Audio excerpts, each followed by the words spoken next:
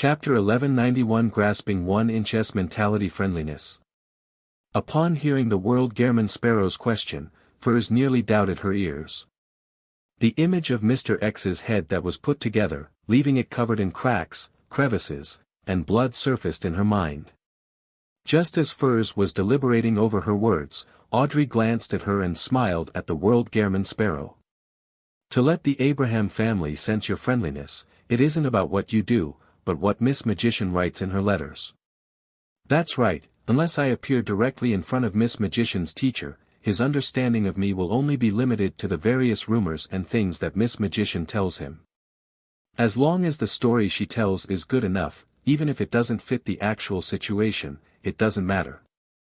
Klein suddenly realized that he had been splitting hairs on the question. Furs was somewhat enlightened by Miss Justice's words, but she didn't fully understand it. After looking at the Hermit, the Star, and company, Justice Audrey said to Furs, "You need to convey Mr. World's friendliness to your teacher. For this, you can fabricate some stories and not tell him the truth." "Then what should I say?" Furs asked for advice. This wasn't because she wasn't good at making up stories. On the contrary, this was what she was most adept at. However, the problem was that writing a novel that was well received was different from a story that could convince people. If she could get a senior psychologist's advice on the latter, it would undoubtedly be easier. Audrey had already thought of the details of the letter before she opened her mouth. She replied unhurriedly, "It's obvious that your teacher has already noticed that you've rapidly advanced, and because of Mr. X's death and all sorts of sensitive issues, he has a certain level of doubt and vigilance regarding the Beyonder circles that you've participated in." "Yes." Furs nodded indiscernibly in agreement with Miss Audrey's judgment. If her teacher, Dorian Gray Abraham, was careless, he wouldn't have been able to survive to this day. He would have long been caught by the Aurora Order or died in the hands of other powers who were interested in the Abraham family. Audrey continued, "In such a situation, he will still maintain contact with you. He will teach you knowledge, give you formulas, and provide you with ingredients. This shows that, on the one hand, he acknowledges your character and morals, and on the other hand, he will also have a certain level of anticipation for you to obtain important information from the mysterious and dangerous Beyonder Circle, as well as you becoming a Sequence 4 demigod. This is the mentality we want to exploit." Audrey originally wanted to use the more neutral term, grasp, instead of exploit, but after pausing for a moment, she chose to face herself directly and face the essence of the matter. With Furs listening attentively and judgment, the Star, and the Hermit looking forward to what she had left to say, Audrey pursed her lips and said, "When you return, you can write to him and tell him that you have already become a traveler. It will make him happy for your growth, and also be surprised by such an exaggerated advancement speed. Then, you can answer the question he asked previously, saying that the gentleman who was seeking to purchase the Worm of Star had mentioned something, that the ancient curse in the Abraham family seems to come from a secret existence known as Mr. Dor. This is a question that your teacher has never told you about but is definitely concerned about. Without a doubt, he will feel fear towards the gentleman who seems to know that you're related to the Abraham family. He will want to avoid you, but he will definitely yearn to know more. He will then try to find out what secret lies behind the curse that has plagued generations of Abrahams, one that he has no solution to. At the same time, a letter exchange isn't a direct meeting. It will give him a certain sense of security. He might change his residence, change his identity, and use a more roundabout way to receive the letter, but there is a high chance that he will not sever the connection. Maintain this connection. Step by step, reveal something more valuable. You will awaken your teacher's desire and use it to portray an image of Mr. World so that your teacher can experience some form of friendliness." At this point, Audrey stopped and looked at the World German Sparrow once again. She could roughly tell that Mr. World's goodwill towards the Abraham family was because he had a request, but as for the specific request, she wasn't a clairvoyant, nor had she read German Sparrow's mind. Naturally, she couldn't guess it, nor could she continue explaining. Klein nodded and said with a hoarse smile, "After we establish this kind of indirect connection, I might ask your teacher for a transaction and use the promise of breaking the curse to exchange for certain items of value. Through demonstracy, he had already grasped the solution to the Abraham family's curse. However, he didn't plan on exchanging it for the Planeswalker potion formula or a Grade 0 sealed artifact. On the one hand, the difference in value was too great, making him feel guilty. On the other hand, he didn't want to bring a dangerous existence like Mr. Door back into the real world. It was being irresponsible to himself and the innocent.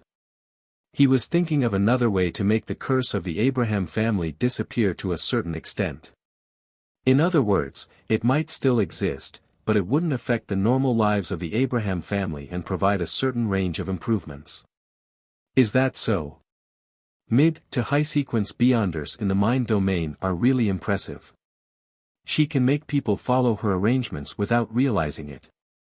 Compared to when we first met, Miss Justice has seemed to undergo a complete metamorphosis. It makes people fear and respect her. Furs glanced at Zio and seemed to read the same poignant thoughts from her eyes. After some thought, she mustered her courage and said to the world Gehrman Sparrow, "What if my teacher rejects your request? Did you think I would murder for property?" Klein lampooned in Chinese. He scoffed and said, "Don't worry, I won't harm him. I won't use any methods that will force him." Phew. Although Mr. World is a little scary, he's still a man of his word. Furs slowly nodded and said, "I'll write a letter to my teacher according to Miss Justice's suggestion." Klein nodded slightly and surveyed the area. "You can begin discussing the hunt." Cadlia took control and said, "The biggest problem with this operation is finding the Saint of Secrets Bodhi's." Furs immediately recalled how she had encountered him and raised her hand. "If I can borrow that powerful sealed artifact from my teacher, then I can bring it with me. I can often wander around Backland and use the convergence of Beyonder characteristics to attract Bodhis to a nearby location. This might attract other demigods of the apprentice pathway, or the leader of the secret order, Zeradal, or blasphemer Amon." The more Furs spoke, the lower her voice became. She felt that this method was too dangerous. She didn't know what would happen to the other members who participated in the operation if Zeradal and Amon really appeared, but as bait, it was without a doubt that she would fail to escape. Cadlia nodded and said thoughtfully, "If it's only a Grade 1 sealed artifact of the apprentice pathway, the law of convergence of Beyonder characteristics shouldn't be that attractive to neighboring pathways. The range will be limited to the demigods of the apprentice pathway. And from what I know, there aren't many of them. In fact, it can be said that there are very few of them. Most of them exist in the form of a characteristic or sealed artifact. I suddenly do not wish to become a sequence 4. Furza's eyelids twitched when she heard that. Cadlia cast her gaze at the world Gehrman Sparrow. "Let's not discuss the problem of whether there are any Grade 1 sealed artifacts of the apprentice pathway. If we want to let the Saint of Secrets and Miss Magician bump into each other, the prerequisite is that he is also in Backland. He mustn't be that cautious and often goes out." Upon hearing this, Leonard said from the angle of a professional official Beyonder, "It's actually not difficult. As a demigod of the apprentice pathway, Bodhi's is definitely in charge of dealing with accidents among the upper echelons of the Aurora Order. He has sufficient mobility to aid the other members in different places." Heh, this is a term that appeared after the steam engine and the airship were invented. As long as you can create some matters against the Aurora Order in Backland, he has a high chance of showing up. As he spoke, Leonard glanced at Klein. Based on what he knew, in the chaotic battle outside Biome City caused by Gehrman Sparrow, the Saint of Secrets had appeared and picked up a glove. "This is a solution," Audrey and company nodded. At this moment, the world suddenly said, "Let me remind you that the Aurora Order is an organization that worships a true god. Once you take action against them and secretly target their upper echelons, the true creator might be able to foresee this and give them a warning. That can happen." Audrey's eyes widened slightly as she observed Cadlia, Leonard, and company. She realized that they were equally astonished. This was something that they had never considered before. It wasn't that they weren't smart enough, but that they had never participated in such matters that involved high-level existences before. Or rather, even if they were involved, they weren't aware of it. Then what should we do? Furs couldn't help but ask. Klein replied in a suggestive tone, by not targeting the Aurora Order directly, we can use a milder approach to fish out the Saint of Secrets Bodhis. Chapter 1192 Each serving their duty. A milder approach. The hermit Katlia, who lacked experience only on high-level matters, instantly had a new idea and probed, let Miss Magician participate in the various Beyonder gatherings in Backlund. Accidentally revealing that she's related to the Abraham family, attracting the attention of the Aurora Order. Seeing no objection from the World Gehrman Sparrow, Katlia thought as she looked to the other side. How we can make this matter appear reasonable without arousing suspicion, how to design the steps and procedures needed to expose herself, and how to lay the foundations at each one of the gatherings, these might require your help, Miss Justice. From her point of view, only a manipulator who could accurately grasp the various mentalities of the different people at the gathering could allow the scheme to appear natural and reasonable, without leaving a trace. All right. Audrey nodded solemnly, feeling somewhat excited. She then added, although I've never done anything similar before, I will try my best to make everything seem reasonable. Why do I suddenly feel a little afraid? Why do I feel like we are all inexperienced people? Apart from Mr. World who can't directly participate, Ma'am Hermit might be very experienced in other aspects, but she shouldn't have been involved in such hunting before. This isn't a game, it's a cruel act that can kill someone if we aren't careful. Furs trembled when she heard this. She had a deep suspicion of the experience of most of the members. This included herself. However, when she thought of how Miss Justice and Ma'am Hermit were already sequence 4 demigods, and that she and the star were at sequence 5, she felt that this wasn't too serious of a problem. After all, every powerhouse had accumulated their experiences over time from nothing. Furthermore, they still had the World Gehrman Sparrow, the strongest hunter over the 5 seas. Reasonable. Scheme. Manipulation. Listening to the conversation between Ma'am Hermit and Miss Justice, Klein subconsciously extracted the keywords. This reminded him of how he had used 0-08 and the experience of playing out situations that had been arranged by 0-08. He couldn't help but sigh inwardly. It's no wonder the spectator's sequence 1 is called author. This is indeed a very reasonable development, but it can change from a guidance to being forced. There's no need to rush yourself to make the arrangements in detail. Go back and think it over carefully. Yes, at the same time, we need to combine the feedback from the scene to make adjustments. Katlia nodded in thought as she immediately had a new idea. When Miss Magician participates in the Beyonder gatherings, it's best you hide in the vicinity. Use your control of the sea of collective subconscious to monitor every participant's thoughts and accurately grasp the feedback. Would 13 virtual personas be enough? There should be more than 13 members at a Beyonder gathering. I can switch to using monitoring to select a target to focus on. Audrey quickly analyzed the feasibility of the suggestion and tersely acknowledged. That wouldn't be an issue. To her, this was also a form of training.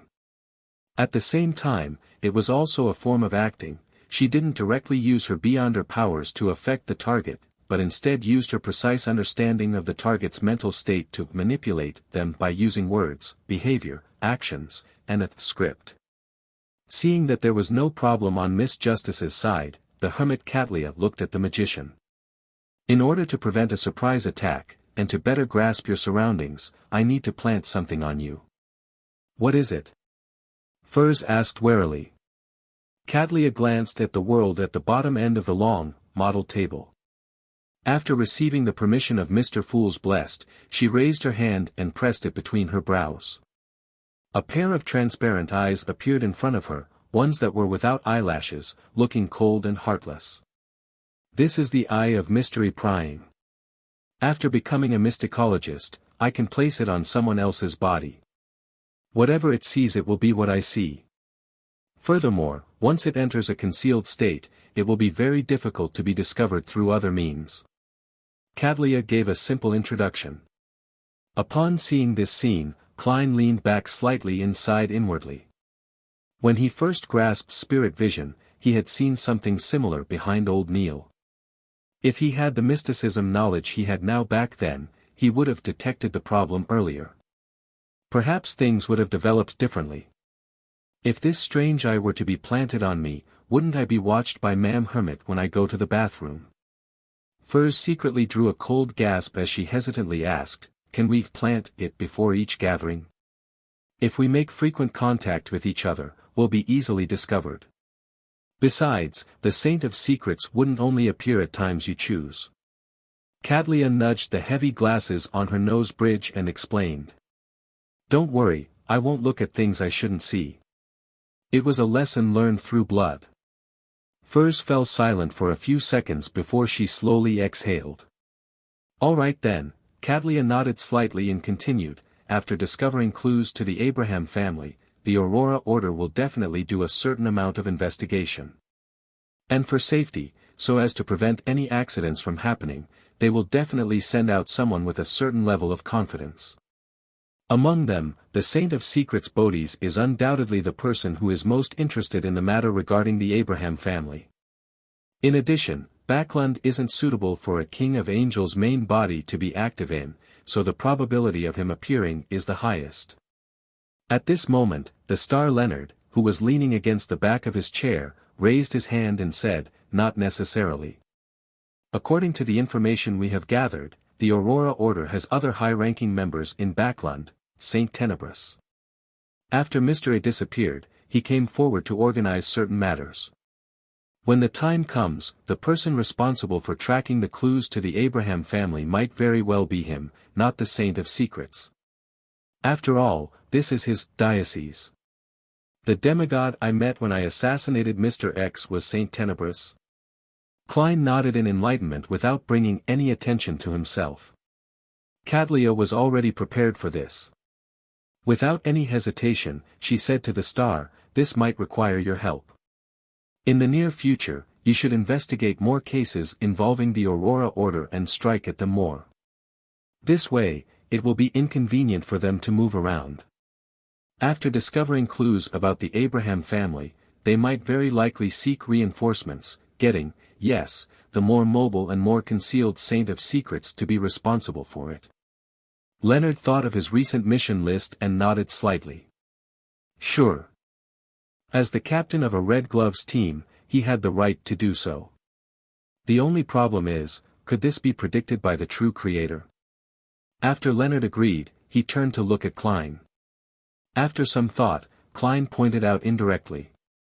You are similarly under the gaze of a deity. Leonard retracted his gaze as though he had gained some understanding. He said to the hermit Cadlia, I have no further questions. The hermit Cadlia raised her glasses and cast her gaze towards judgment. We will try our best to limit the beyonder circles that Miss Magician will be involved into East Borough and the Backlund Bridge area. These should be places you are familiar with.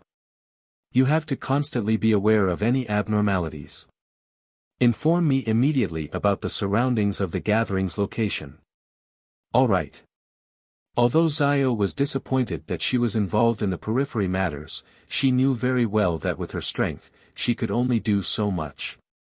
At that moment, Cadlia thought for a moment before saying, you are a judge. When the time comes, you might need to do some Arioff effect prohibition.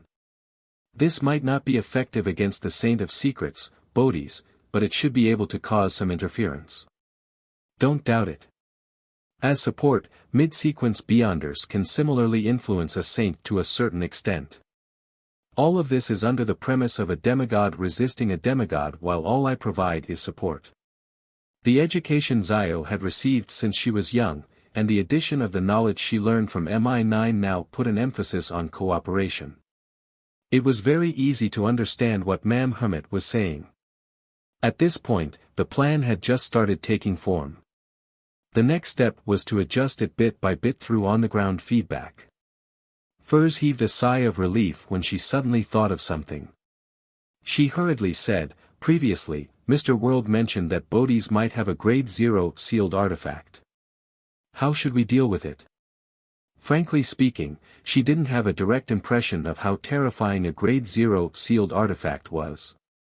This was because she had never encountered one before and had never seen anyone encounter it before. However, she had experienced the grade 1 sealed artifacts that Gehrman Sparrow had borrowed from Mr. Fool. She knew how terrifying it was, and with a grade 0 sealed artifact being one grade higher than a grade 1 sealed artifact, it was obvious how potent one was. In the rumors that Furs had heard, some grade 0 sealed artifacts could even destroy Backlund, or even the world. Cadlia said after a few seconds of silence, "On the one hand, through Miss Justice's grasp of the minds of the people around you, she will be able to find traces of possible existences. On the other hand, with Miss Judgment's understanding of the various anomalies in the region, and combining it with divination, we will be able to determine ahead of time if there are any sealed artifacts. If we can't get any feedback from all of this, and if the Saint of Secrets has a grade 0 sealed artifact with him, you don't have to be too afraid. He won't kill you immediately. He will definitely try to gain control of you and interrogate you at a safe place. We have enough time and opportunities to separate him from the sealed artifact. Remember, a sealed artifact that a Beyonder possesses isn't completely a part of his strength.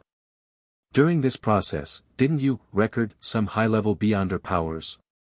If the situation is critical, don't hold back, and try your best to escape. Sounds like you're not very confident either." Furza's face suddenly turned pale as she forced a smile. "I'll try my best." At this moment, the World Gehrman Sparrow took the initiative to speak. "In times of necessity, pray to Mr. Fool. I will also ask him to provide his protection in advance and provide some revelations. As this operation wouldn't pose a threat to Klein's actual body regardless of the development, and it might involve a grade 0 sealed artifact, he could only gain some revelations from his initial control of Sapphira Castle." "That's good." Furs, Zio, and company heaved a sigh of relief. When the private gathering was coming to an end, Klein glanced at Katlia and said, "It looks like there's no way to end the operation before New Year.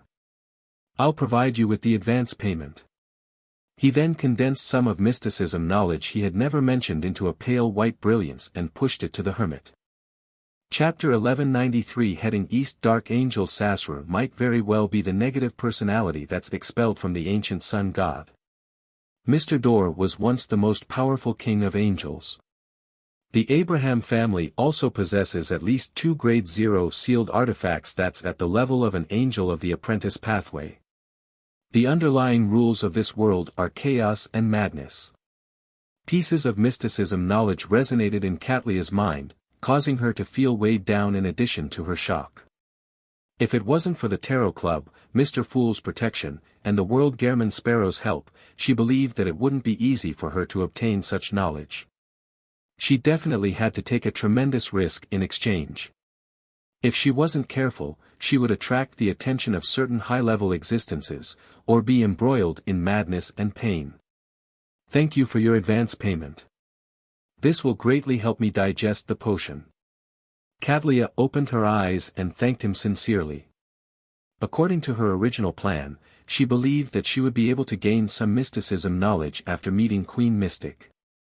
With Gehrman Sparrow's current advance payment, her mysticologist potion would most likely be completely digested. Unfortunately, a few days before she arrived in Backlund, Queen Mystic Bernadette had left the city to trace a lead. This left Katlia extremely disappointed. Upon hearing Ma'am Hermit's words, Klein, who was pretending to be the world, laughed hoarsely. "A price is exacted for what's bestowed." As his voice echoed, he nodded at the two ladies, Justice and the magician, indicating that he was also directing those words at them.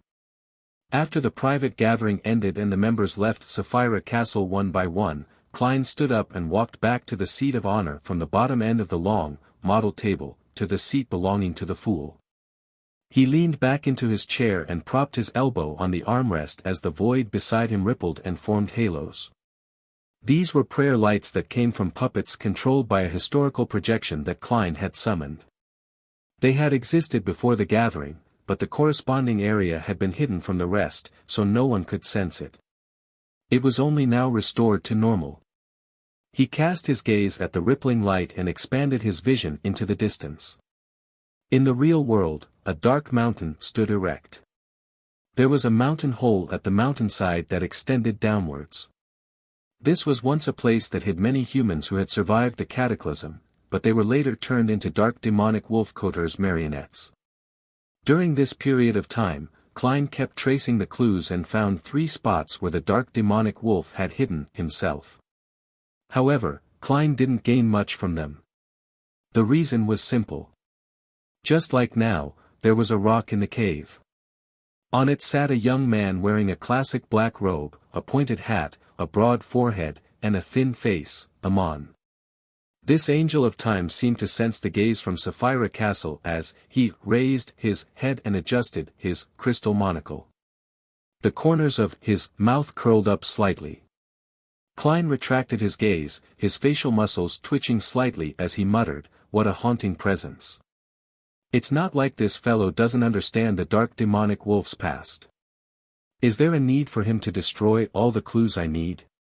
Furthermore, he only comes slightly earlier than me every single time. If it wasn't because he wasn't Amon's match, he really wanted to hang him up and beat him."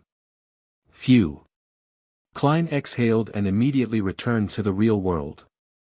He wore a black top hat and carried a dim yellow lantern. He dispelled his maintaining of the historical projection and, without looking back, he left the mountain and ventured deep into the silent wilderness.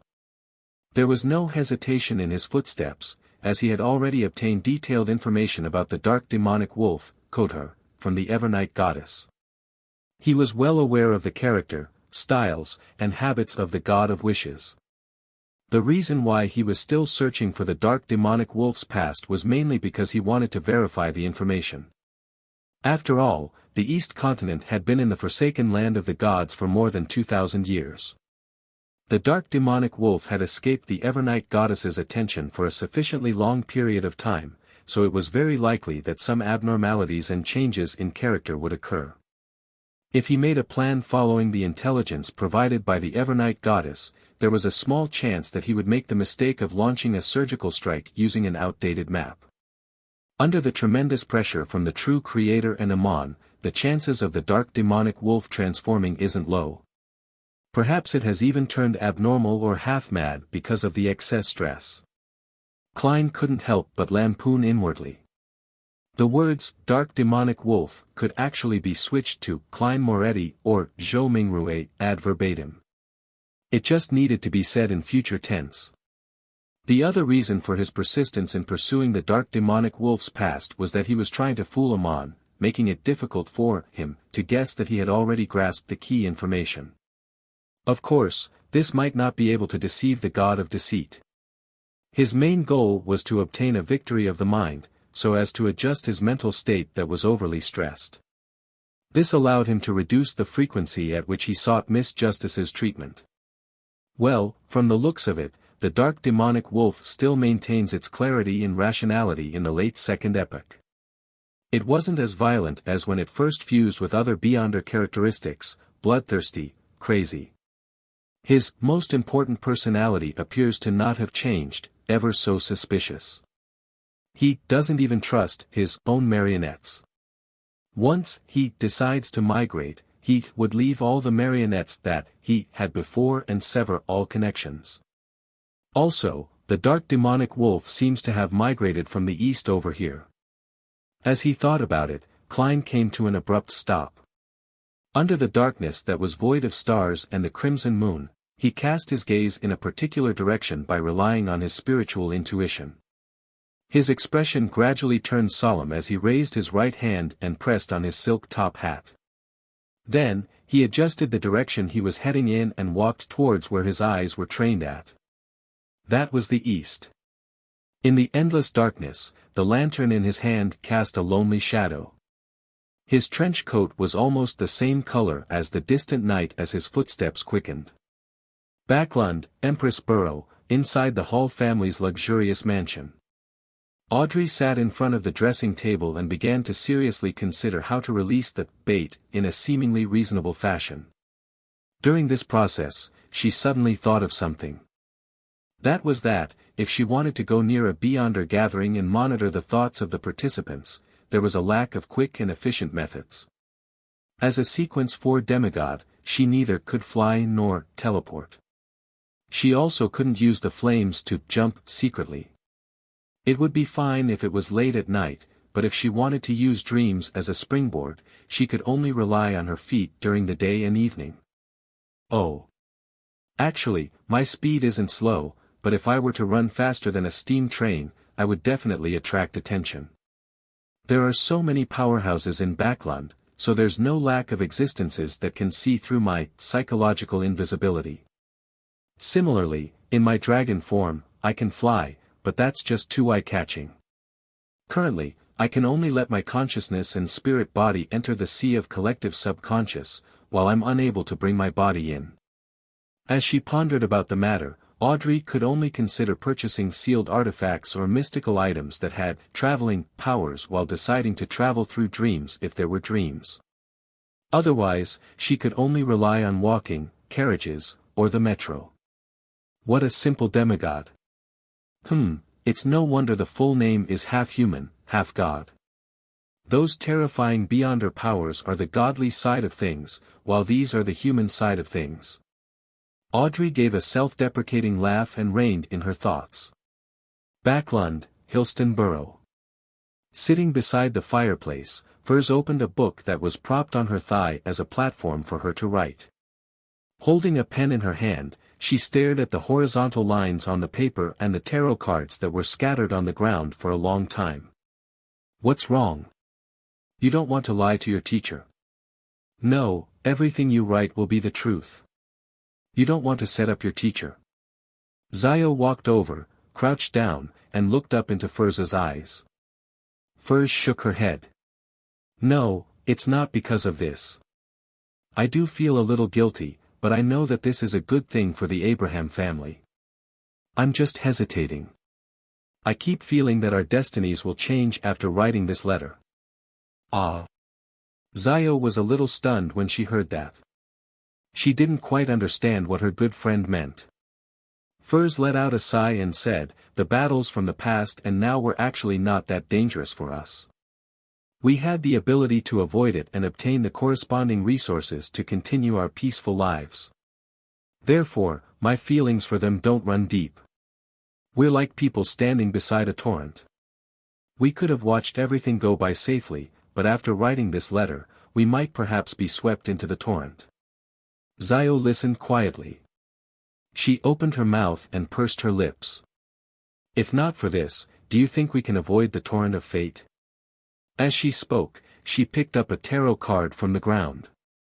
The surface of the card depicted an angel blowing a trumpet and the deceased. Judgment card. Furz looked at the deck of tarot cards for a while before closing her eyes. She pulled her hair back and smiled. I understand. This is an inevitable destiny. After praying to Mr. Fool and after obtaining the magician card, it was an unavoidable destiny. The fountain pen in Furz's hand finally landed on the letter. Pritz Harbor. Dorian Gray Abraham, who had long left the Fishermen's Association and changed his identity, tore open the letter sent by his student. As he quickly browsed through it, his expression went from shock, joy, and confusion to horror. Bang! Dorian threw away the letter in his hand and knocked down the table in front of him. It was like a monster hiding on that piece of paper with a curse. He retreated to another corner, pulled open the drawer, and took out some items. Then, he rushed to the door and prepared to leave. When his right hand touched the brass doorknob, Dorian's actions suddenly slowed down and finally stopped. He slowly turned around and cast his gaze at the letter on the ground. There was a complicated look in his eyes. After a few seconds, Dorian Gray Abraham slowly walked towards the letter. He walked with hesitation, feeling the dilemma and struggles, but he didn't stop. It was as if he had been seduced by the devil. Chapter 1194. A lion's hunt of a rabbi. Finally, Dorian stopped beside the letter. He bent down and reached out his right hand. His fingers trembled as he grabbed the edge of the paper and picked it up. This time, Dorian was very careful. He began reading each word, one after another from the very beginning. Sometimes he was enlightened, sometimes confused, sometimes puzzled, and sometimes in pain. The letter Furs had sent wasn't long. He only used 3 minutes to read it twice before he fell into a long silence. The sunlight shined through the window and landed on the toppled table. Dorian Gray Abraham's lips suddenly quivered, but he ultimately didn't make a sound. Separated by a piece of paper, his right thumb and index finger quickly rubbed against each other and ignited the letter with a scarlet flame. After doing all of this, Dorian packed his belongings, put on his disguise, changed his clothes, and left the rented apartment. Using the identity he had previously prepared, he went to another place. After settling down, he sat beside the desk and stared at the brass ornament, seemingly deep in thought. The area became darker and darker as the sunlight weakened. Dorian's eyelids twitched as he slowly sighed. He then unfolded the piece of paper and picked up the fountain pen. As he pondered, he wrote, "I'm very happy to see you digesting the scribe potion in a few months. This means that you might really become a demigod. These are the key points to take note of while acting as a traveler, at least the ones that I know of. However, you have to remember that everyone's personality is different. There will always be some differences in acting in real life, so you can't copy blindly.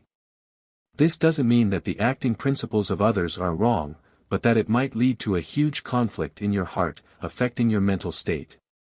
Sometimes, you can make appropriate adjustments to slow down the speed at which the potion is being digested, but it will only be beneficial to you. You have to remember, acting is a tool, not something to lord over you. I look forward to the day you completely digest the traveler potion. I will prepare the corresponding ingredients and a present for you. I'm very interested in the matter of the Abraham family's curse mentioned by that gentleman. I think you should have noticed long ago that I have done a certain degree of research on such matters. Otherwise, you wouldn't always ask me about such matters. I hope you can continue to learn about this matter at a deeper level." After writing the reply, Dorian Gray Abraham closed his eyes and quickly folded the paper. January 1351, Backlund's New Year was much bleaker than before.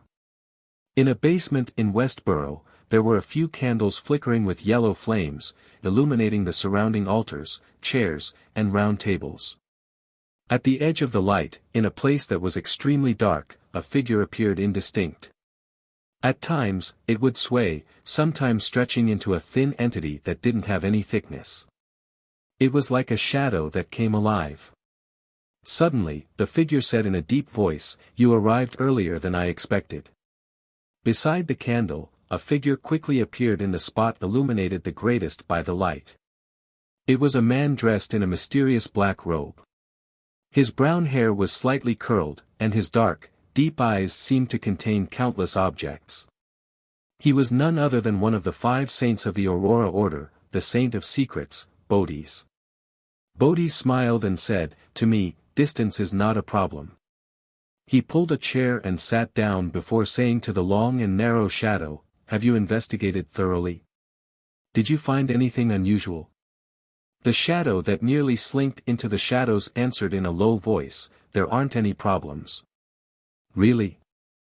At the confirmation of the question, Bodis instinctively had doubts. "Kisma, could this be a trap?" The Aurora Order's Saint Tenebrous, Kisma, slowly shook his head and said, "The target is very careful.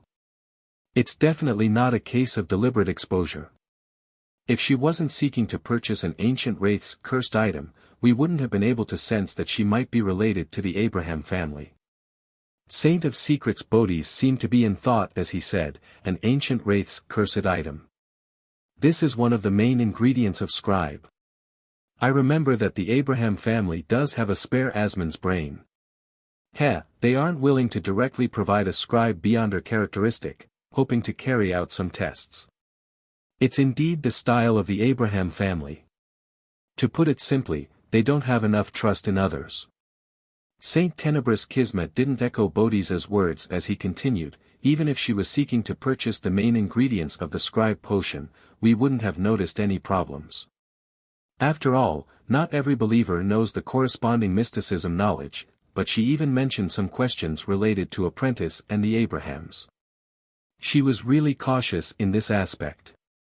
The circle of Beyonders from which she sought to purchase materials from and the one she asked questions weren't the same. Different matters were left to different circles. Furthermore, at times, she would hire other participants to help her make requests. If it weren't for the fact that we have our people in those few circles and were able to combine the intelligence, we wouldn't have noticed her. Saint of Secrets Bodhis nodded slightly and asked, "Why didn't you just take action? You even came to me." In the shadows, the darkness stirred and replied slowly, "The situation in Backlund is getting more and more tense. The Nighthawks, the mandated punishers, and the machinery hive mind are carpet sweeping the area, one spot after another. We're being watched very closely. If I were to handle this matter, it would be fine if there weren't any accidents. However, if an accident were to happen, I might not be able to escape due to not having grazed a secret sorcerer. Besides, aren't you the one who is most interested in the Abraham family?" Bodhis chuckled and said, "I'm not interested in them at all. I just want them to all die. To ensure my own safety, the most important thing is to nip revenge in the bud. This is the philosophy I abide by." As he spoke, the Saint of Secrets took out a crystal ball from his black robe's pocket. The crystal ball was neither clear nor translucent, as if it had been injected with the dark night. As he touched it with his palm, his lips quivered. This strange crystal ball suffused a resplendent glow. They were like stars that slowly spun, forming a complicated scene. "It's still acceptable." Bodhis looked at the crystal ball in his right hand and nodded gently. He then looked at the ghostly shadow. "Give me the details."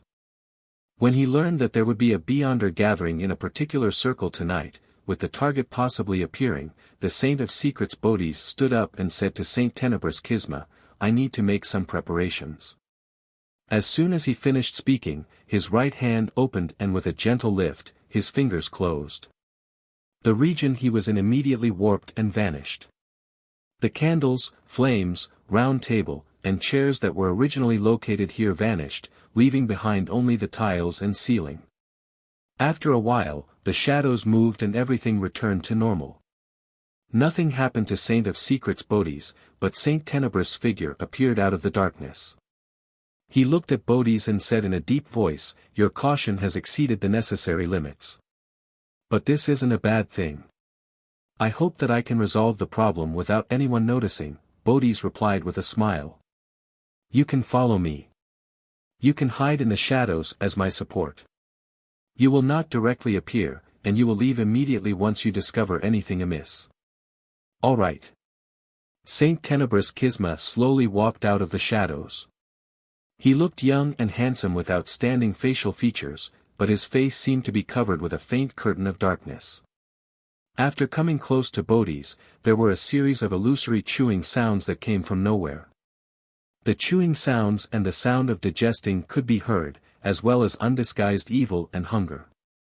This made the demigod shudder involuntarily. Saint Tenebris' eyes froze for a second as he cast a shocked and surprised look at Bodhisa's face. The corners of Bodhisa's mouth curled up as he revealed a rather cruel smile. A few seconds later, one of them used teleportation, and the other merged into the shadows and left the house. In an apartment that had been in disrepair for years, in the area intersecting Backlund's East Borough and the bridge area, there were a few rooms on the first floor of a cheap motel that had their rooms connected. When Bodhis walked out from the spirit world, the Beyonder gathering was only to be held 2 to 3 hours later. No one had arrived yet. He looked around and took in the long tables that were arranged messily. After observing the environment, he walked to a corner with his right hand pulling the curtain. The region was then enveloped by a shadow, distorting before vanishing. This was because there wasn't anything there to begin with. There was no objective measure, so no one would have discovered that there was a space missing. They would only feel that the distance between the walls and themselves was a little closer, but upon closer inspection, everything was normal. This was the space concealment power of a secret sorcerer. They could use this ability to split a place into two and conceal part of it. One had to use a specific door to enter. At that moment, in the area that had been divided and hidden, the room existed normally. There were floor tiles, a ceiling, and a cockroach crawling across the ground. The cockroach rushed to the boundary and was blocked by the endless darkness. After Saint of Secrets Bodhi surveyed the area, his gaze paused at a transparent vortex in midair. This was the door. Every hidden space would definitely have a door. After some thought, Bodhi's reached into the black robe's pocket, took out a mirror, and inserted it into the door. The mirror twisted and quickly reflected the scene in the outside world. There were chairs and long tables randomly strewn around. The place was empty. In this way, Bodhi's used this mirror to monitor the Beyonder Gatherings venue. Seconds changed to minutes as the Beyonders dressed in various disguises arrived. One of the hooded figures habitually chose a corner near the window. She took out a palm-sized notebook and casually flipped through a few pages, as though she was revising the main points of her questions or checking if she was fully prepared. And behind her to the side, there was an ordinary mirror embedded in the wall. Chapter 1195 Grade 0 inches. The region that had been concealed, the Saint of Secrets, Bodhi's, narrowed his eyes slightly as he recognized Lamino's travels. This made him no longer have any doubts about the intel provided by Saint Tenebrous Kisma. He recognized this notebook and knew that it was a mystical item that the Abraham family placed great importance on. It was one of the most powerful items below the high sequences, and the negative effects were negligible. Back when I was a mid-sequence Beyonder, I had yearned for this notebook so much. In the end, the Abraham family was wary of me and didn't place any importance on my needs at all. Now, have they learned their lesson? This woman shouldn't be a descendant of the Abraham family. Otherwise, she wouldn't have gone around searching for the cursed item of an ancient wraith. Bodhi's muttered inwardly as his expression gradually turned grim, showing hints of a cruel fervor. After observing his surroundings for a while, he carefully reached into his black robe's pocket. The pocket seemed to contain a vast space as Saint of Secrets Bodhi's dragged out a 3-layered jewelry box from within. This jewelry box wasn't tiny, making it difficult to hold it with one hand. It was mainly silver-black in color, and its surface was covered with exquisite decorations. There were rubies, emeralds, sapphires, and diamonds embedded in it, making it look rather luxurious. As he held the jewelry box in his hands, there was a hint of panic and fear in his expression.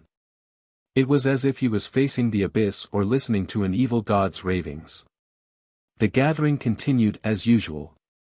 Furs put away Lamino's travels and focused on listening to the participants, as though she was seeking some answers. During this process, she would occasionally ask questions, using gold pounds and spiritual materials as payment. However, she didn't receive any effective answers. Gradually, the Beyonder gathering came to an end. The host arranged for the different participants to leave from different exits. Soon, only Furs and a few other Beyonders were left in the room. After receiving the signal of the host, Furs stood up and resisted the urge to stretch herself as she walked towards the side door. At this moment, she realized that her body had stiffened.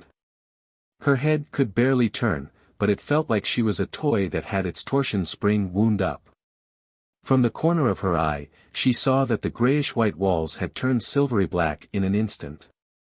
They were covered in granules, as though they were made of metal. The remaining participants and the host had their skin lose the luster that it should have possessed. Their eyes were dull, their movements mechanical, as though they were large dolls. In the concealed area, Bodhi's had opened the jewelry box at some point in time. The interior of its top layer wasn't exquisite enough, but it had completely restored the scene of the room. In the room, there were chairs and long tables scattered haphazardly. There were a few palm-sized puppets sitting or standing, as though they were trying to simulate reality. Among these people, the person standing was wearing a hooded robe. The shape of her chin was beautiful and her lips were plump and red.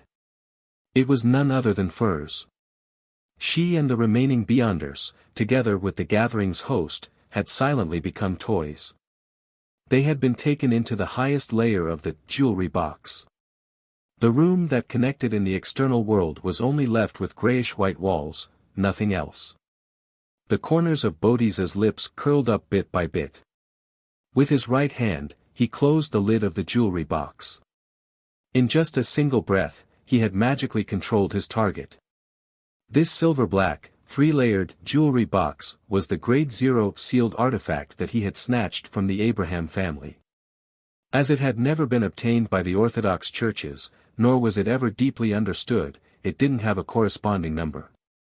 According to what Bodhis knew, this jewelry box originated from an Abraham family angel from the fourth epoch. He enjoyed roaming the cosmos and heading to different places in the vast universe. However, once, when he returned to his family to rest, he died silently in his palace. His face was filled with fear, and his expression was twisted as if he had seen something extremely terrifying. A true mythical creature, one that could be considered a subsidiary god in the second epoch, had actually died silently without causing a stir.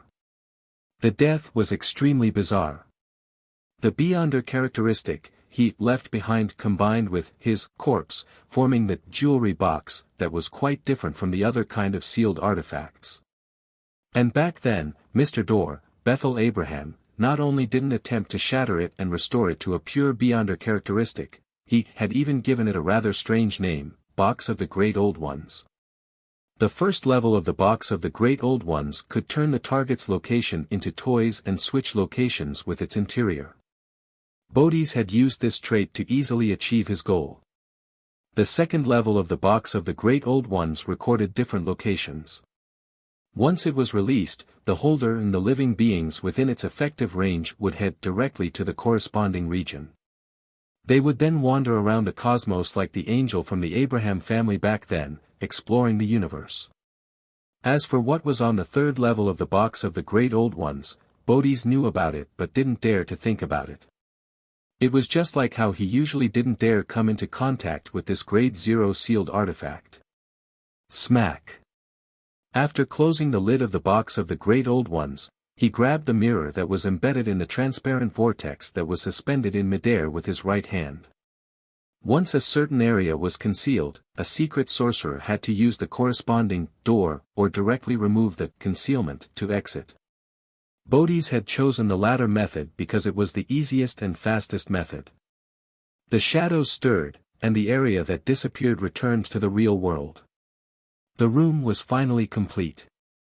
Bodhis didn't stay any longer. Without even looking at his surroundings, he made his body rapidly fade away. He held the many-gemmed, silver-black box of the Great Old Ones as the colors saturated and overlapped with each other. He traversed the spirit world which was filled with strange creatures towards his designated location. In a few seconds, he walked out of the void, attempting to enter the ruins of the Battle of the Gods by crossing the huge chasm that split the seas. At this moment, the Bodhis stopped in midair. His eyes narrowed and his eyes instantly turned dark, dotted with countless points of resplendence. It was like the cosmos had been reflected in his eyes. The gravel formed by the stars spun rapidly, causing the cracks at the bottom of the sea to rapidly turn incorporeal, causing everything in front of him to shrink and condense into a wavering orange flame. This flame extended from the tip of a matchstick as it was extinguished. Everything that Bodhis had experienced after removing the concealed space was an illusion. He remained rooted to the ground. And the source of this illusion was the burning matchstick. The matchstick was held by a fair-skinned palm, and the owner of the hand was a woman wearing a purple-patterned black robe and a hood. She was sitting on a carriage that was halfway through the wall, formed from a gigantic pumpkin. Pulling the carriage were a bunch of gray rats. This was none other than Katlia, but her appearance, image, and bearing had changed. This was the power she gained from the magic of Cinderella. The core beyonder power of the mystery prior pathways sequence for mysticologist was called mystical reenactment, fully expressing the saying, knowledge is power. To put it simply, a mysticologist could draw power from different mysticism knowledge they grasped, and create all sorts of magic or witchcraft. As for the corresponding mysticism knowledge, the less that was known by others and the less it spread, the more powerful the spells became. The contrary could also be established. Once some knowledge and legends were known to many and no longer mysterious, the magic or witchcraft created by drawing on its powers would become almost ineffective. Cattleya had no idea why the queen could create all kinds of magical powers that were rich in magical colors from the private fairy tales that Emperor Roselle had told her, but that didn't hinder her learning and usage of them. After all, she had heard of those fairy tales from Queen Mystic.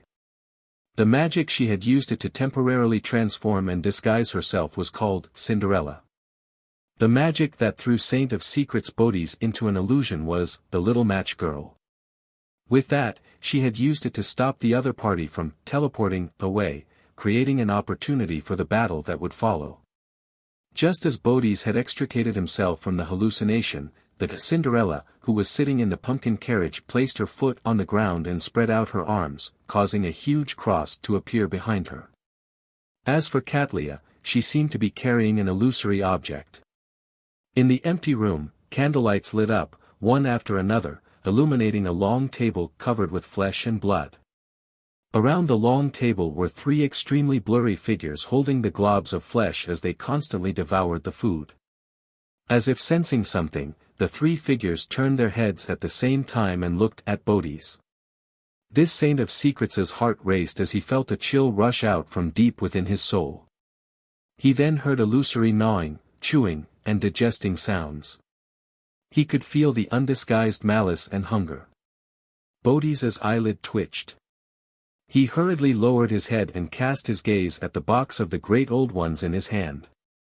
The silver-black box had opened itself without him realizing it at some point in time. The magic that Cattleya used was called the Feast of Betrayal.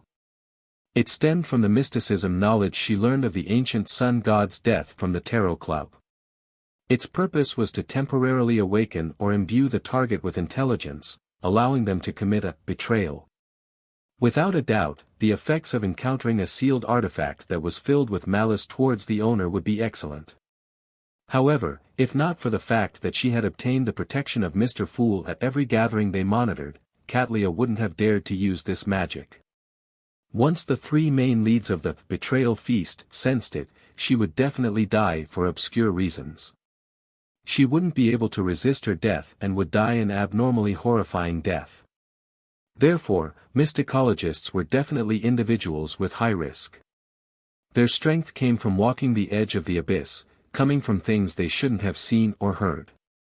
In comparison, Queen Mystic, who could create magic from her father's private fairy tales, was much safer than other mysticologists at the same tier.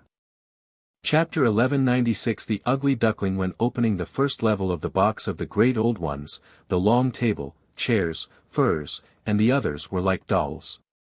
They were either still or motionless. Otherwise, under the power of torsion springs, they made repeated simple movements. Upon seeing this scene, Bodhi's hair stood on end.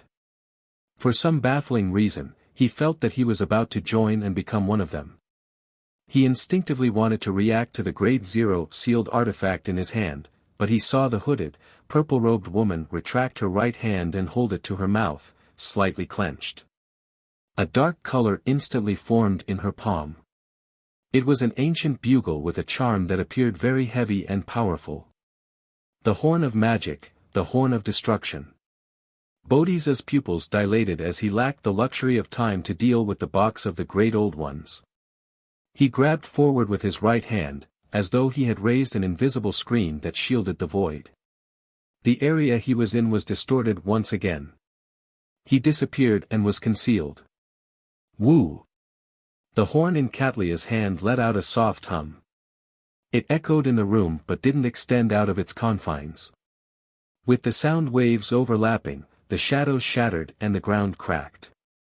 The space that had been concealed by the Saint of Secrets was like a thick piece of glass that had been struck by a sledgehammer. Countless cracks appeared and intertwined with each other. Elsewhere, a towering knight in full black armor appeared out of the shadows. He held a long broadsword, and two dark red beams of light glimmered in his eye sockets, Saint Tenebrous Schisma. Woo! Once again, Catlia blew the horn. Everything in the room seemed to freeze into a translucent amber.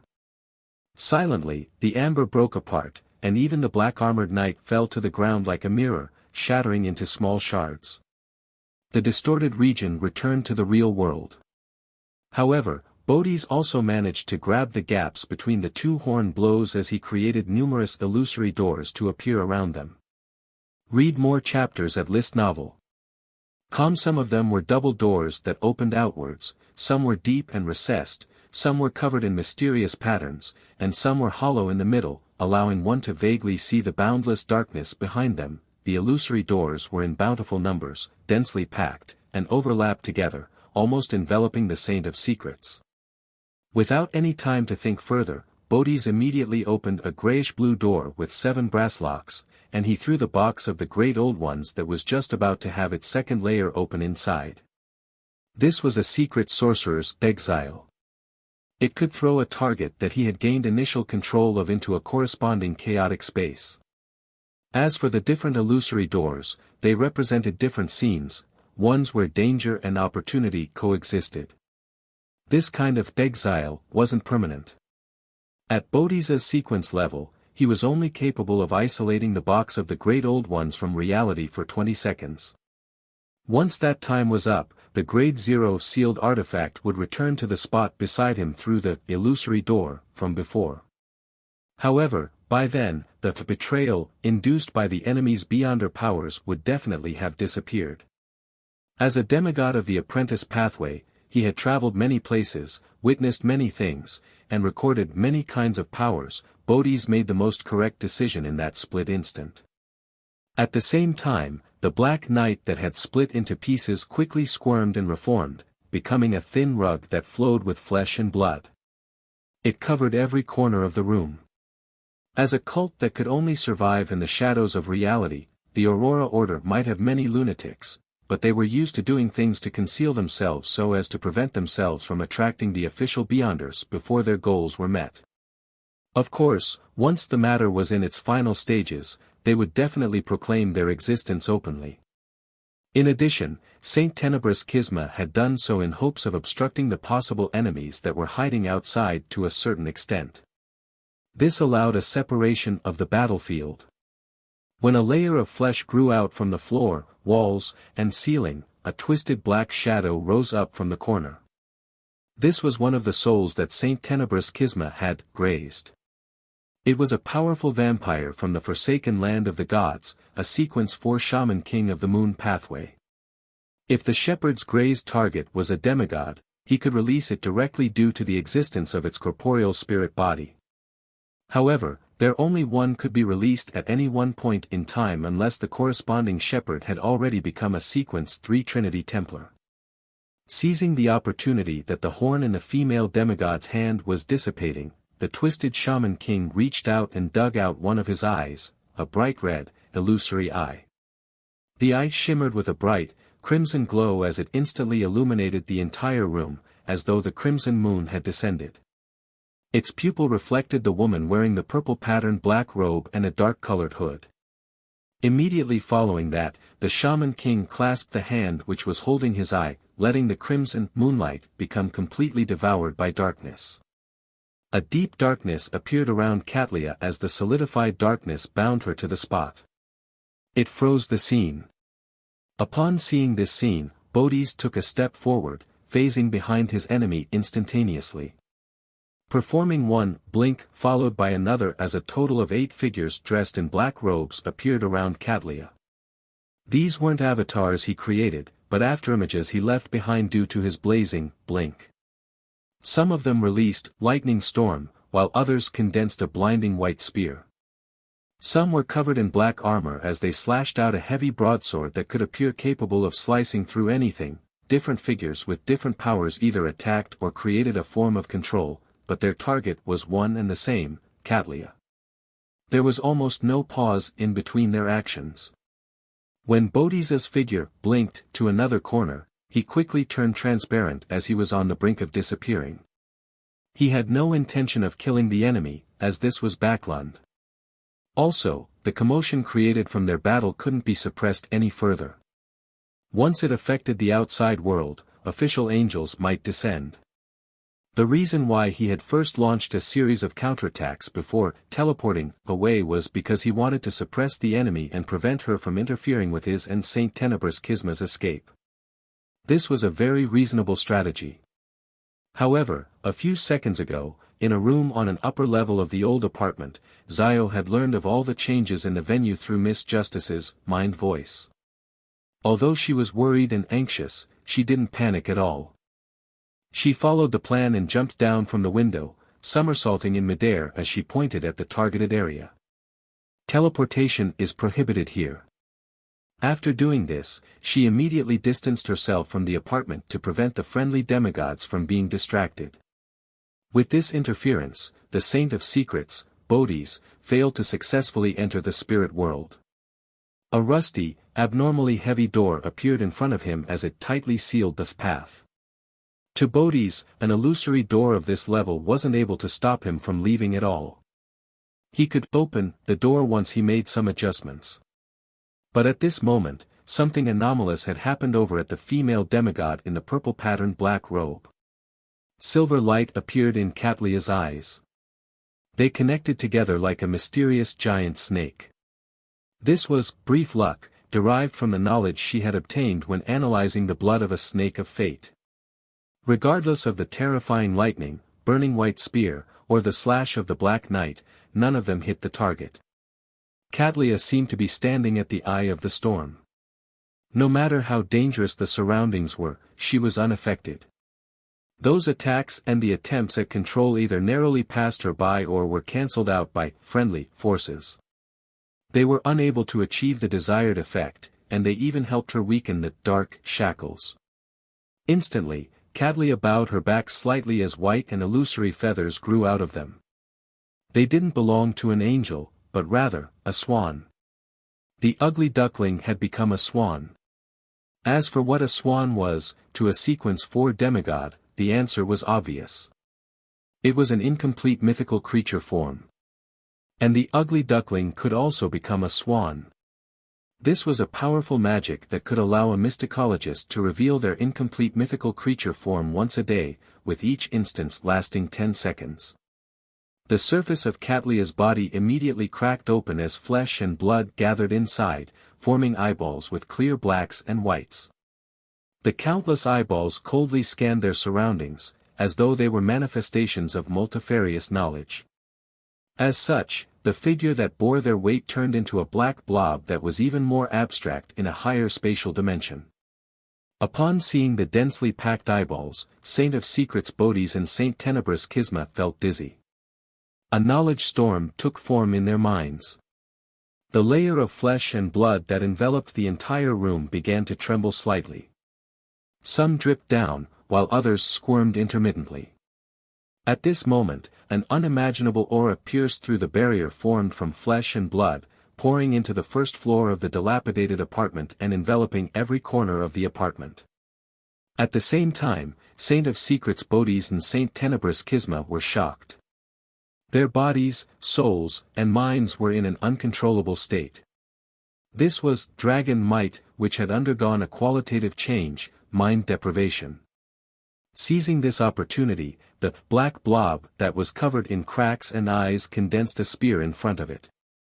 The spear appeared ancient in style, from the tip to the handle, it was dyed in blobs of blood-red splotches. It emitted a mighty destructive aura and a bloody feeling, as though it had once heard a mighty existence. With a whoosh, the terrifying spear shot out, heading straight for the Bodhis who stood rooted to the ground. In the entire room, all the voices and details vanished. Even the dragon might that filled the room suddenly disappeared, leaving behind only the bloody spear tip and Bodhisa's body, as well as the constantly shrinking distance between them. Spear of Longinus. Chapter 1197. Mind storm. The blood-stained spear that seemed to come from an ancient time that couldn't be traced had absorbed the entire room's presence, stabbing straight into the body of Saint of Secrets Bodhi's. The brown-haired, firm-bodied Bodhisa's figure faded away, turning into a pair of black double doors. At the same time, he appeared behind the door, placing himself in a separate world from the terrifying spear as he looked at it from afar. In the next moment, the spear that was stained with red blood pierced through the black door and bore into the space where Bodhi's was. Bodhisa's figure kept retreating, constantly transforming into one illusory door after another. Some of them were made up of two winding stone golems, while others had a fist-sized hole by the gaps of the door. Some were embedded with silver nails, while others were covered in mysterious patterns. One after another, they were layered repeatedly, extending to an infinite number. Without a sound, the spear of Longinus tore through the illusory doors without stopping at all. It didn't allow Saint of Secrets Bodhi's to find a chance to escape. In less than a second, the blood-stained spear that emitted a strong sense of destruction had shattered countless illusory doors. After it suffered a decline in its aura, it finally stabbed into its target's chest. Countless cracks instantly appeared on Bodhisa's body, as if he was a ceramic object that had fallen to the ground. With a cracking sound, the Saint of Secrets turned pitch black as he disintegrated into pieces, scattering all over the ground. This didn't seem like his actual body, but more like his shadow. This was the shadow substitute spell he had recorded from a certain sequence 3 saint under the true creator. Of course, without the layers of doors weakening the spear of Longinus, he believed that it was very likely that his shadow together with his body would have shattered together. After narrowly dodging this strike, Bodhi's endured the dizziness and shock brought about by Catlia's incomplete mythical creature form as he made a gigantic, scaleless silver snake appear in his eyes. This gigantic snake was so large that it filled Bodhisa's eyes. Its surface was filled with dense patterns and labels formed by one mystical wheel after another. Its head connected to its tail as it merged with countless illusory rivers, turning into a blurred, surreal, and slowly spinning gear. Around the round gear were all sorts of symbols that represented different futures. Suddenly, the black fragments that had yet to disappear on the ground flew up one after another and reorganized themselves on the spot, restoring Bodhi's. The ground that was stained with dark red blood quickly retreated from the numerous illusory doors until it returned to the distorted black blob. The strong, fearful atmosphere receded like the tide and left the room. The black blob that was covered in cracks and eyeballs squirmed and restored itself, turning back into a purple-patterned black-robed woman with a hood. Everything returned to the point before the ugly duckling magic was used. Reboot of fate. This was one of the rewards given to Saint of Secrets Bodhi's for crushing the Abraham family. He was allowed to record the sequence 1 beyond her power from the Angel of Fate, Ouroboros. Of course, there was definitely a huge gap from the original version. It could only reboot reality for 3 seconds, and it was limited to the space of a tiny room like this. It wasn't even able to affect the entire first floor of the apartment. The moment reboot ended, the prepared Saint Tenebrous Kisma immediately took action. The grazed twisted shadow that stemmed from a sanguine count spread open its arms and made a gesture of embracing the crimson moon. The darkness around Catlia surged, instantly forming illusory but firm black chains that bound her to her spot. The flesh and blood that covered the ground, walls and ceiling gathered together rapidly, turning into a knight covered in black full-body armor. He held a heavy greatsword in his hand and looked extremely oppressive. In the gap of the black knight's visor, 2 dark red beams of light flickered and instantly locked onto the hooded woman beside the pumpkin carriage. The shadow beneath Catlia's feet suddenly came alive as it grabbed her ankles. Like a water current that had its water level rising, it gripped her tightly. Black Knight, commandeering shadows. Then, the gigantic knight that was almost reaching the ceiling as though he came from mythical legends rushed to a spot not far from his target with a single step. He cleaved down with the heavy, long broadsword. Elsewhere, A silver illusory book in the eyes of Saint of Secrets Bodhi's flipped rapidly. It then stopped at a single page. With that, Bodhi's reached out his left hand and grabbed the pumpkin carriage across a distance of 20 to 30 meters. He then grabbed at the mysterious woman in a purple patterned black robe.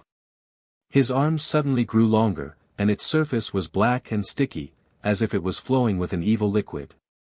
Amidst the liquid, pale skulls and eyes with pronounced blood vessels grew out, including sharp teeth and tongues.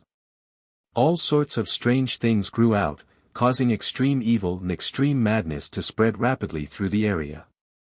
In the room, the ground instantly cracked and the few cockroaches that were still alive collapsed to the ground. This was an attack from a particular state of abomination Sua. Back outside Byam City, Saint of Secrets Bodhi's had been attracted by Tinder. It appeared as though he only watched from the sidelines for a while before picking up the item and leaving immediately. But in fact, he had been desperately trying to record the powers or states of the high-level existences. After failing numerous times, due to the frequent blessings of fate, he eventually obtained what he wanted. Of course, during that battle, he only managed to record one.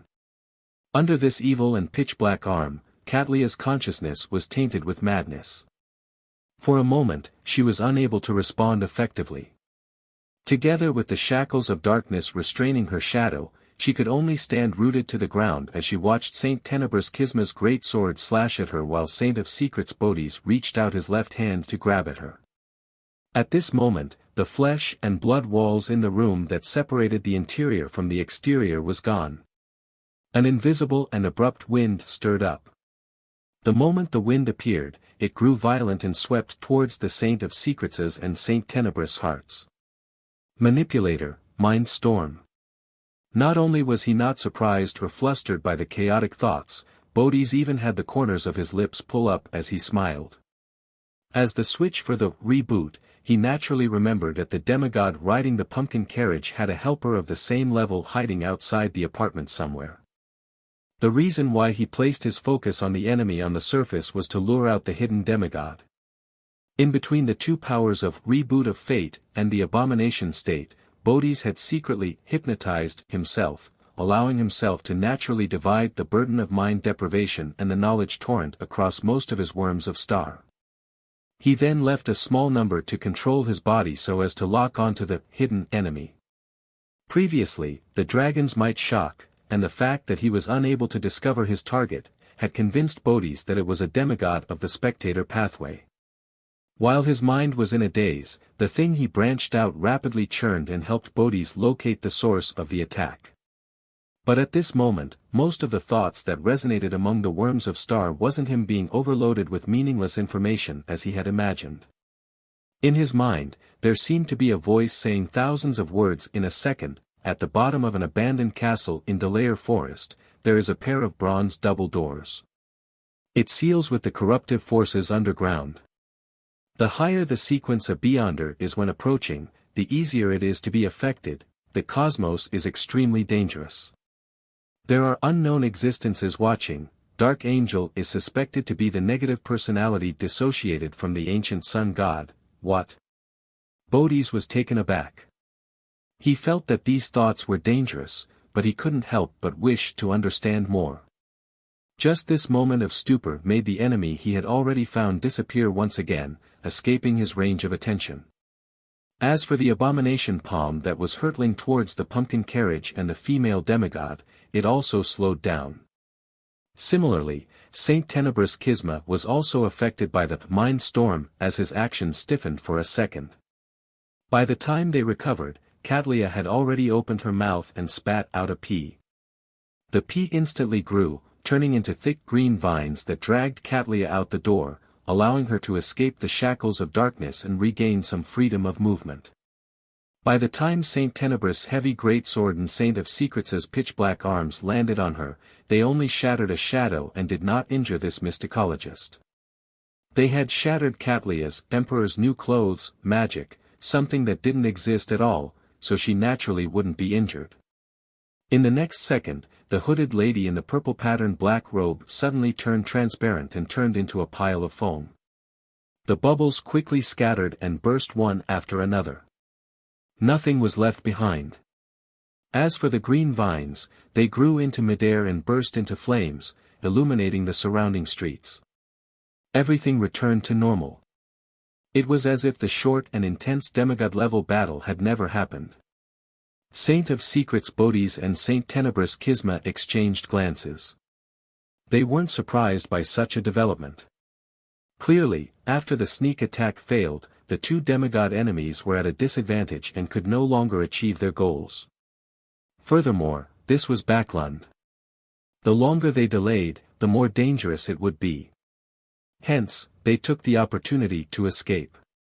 In addition, in order to interfere with the tracking, they had deliberately created a huge commotion to attract the authorities of Backlund.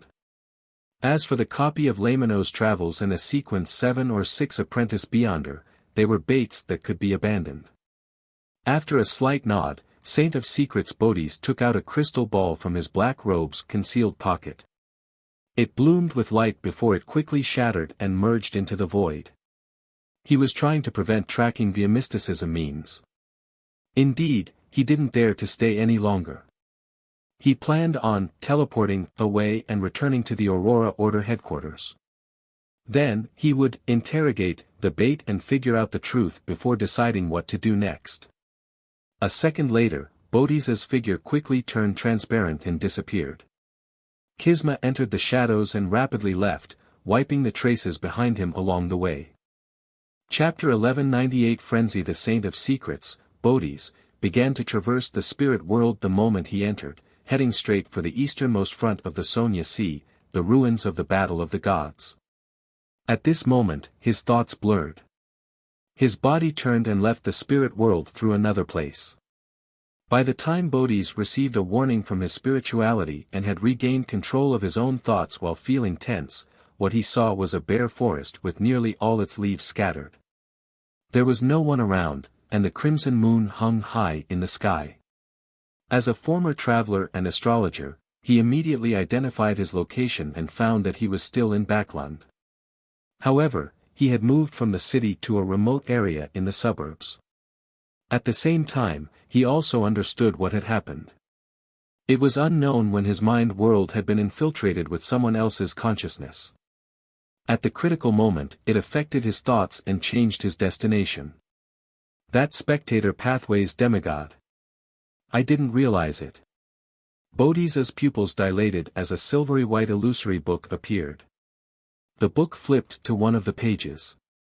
Bodhis immediately raised his hand to grab at his glabella. He grabbed a ball of darkness from the island of consciousness and threw it into his shadow. His shadow was separated from him as it twisted to a stand, revealing a female silhouette. Black Night, Shadow of Deprivation. This was an ability that Bodhis had recorded from Saint Tenebrous Kisma. It could separate one's depraved thoughts into a shadow and form an uncontrollable independent creature. Bodhis used it to erase the consciousness that didn't belong to him, and escape the influence of the manipulator. At the same time, this was also Bodhisa's counterattack. As long as the hidden spectator pathway demigod couldn't quickly resolve this shadow, the thoughts she had fractured would gradually become independent, turning her half-mad and even causing her to lose control. Once he was done with the latent mental problems, Bodhis didn't hesitate to escape the enemy's predetermined battlefield and teleport elsewhere. However, at this moment, his mind suddenly turned frantic. He felt that the entire environment was making things difficult for him, and his anger could no longer be contained. As the silver book flipped in front of his eyes, the entire forest collapsed with a loud bang. The black shadow almost collapsed into a ball. After his bout of mania, Bodhisa's mood dropped to a nadir. He couldn't lift his spirits with regards to anything. He felt that he was useless, a burden to others and even the world. Mental plague. In the previous battle, Bodhis had already been infected by mental plague, and it had finally acted up. The reason why Katlia first used the little match girl magic wasn't only because she wanted to interfere with Bodhisa's teleportation, but also because she was helping Miss Justice conceal any traces, allowing her virtual persona to infiltrate Bodhisa's mind world without triggering his spiritual intuition. A seed of mental plague was planted secretly without triggering it. It was precisely because of this that when the sneak attack failed, Katlia and Audrey dared to initiate the contingency plan. They retreated on their own accord, allowing Saint of Secrets Bodhi's and Saint Tenebrous Kismet to separate from each other after they were out of danger. Read more chapters at List Novel.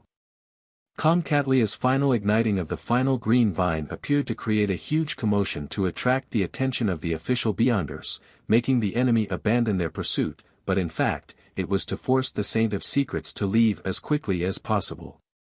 This way, he didn't have the time to carefully examine and check his condition at a deeper level. Hence, at the critical moment of his teleportation, he had his thoughts changed by Audrey's virtual persona. He came directly to the outskirts of Backlund, an uninhabited kill box which the Tarot Club had chosen. And once he finished off the manipulator's virtual persona, the eruption of mental plague came right on the heels of that. In fact, if he had used Reboot of Fate earlier, he definitely would have been able to return to a state where there were no latent problems.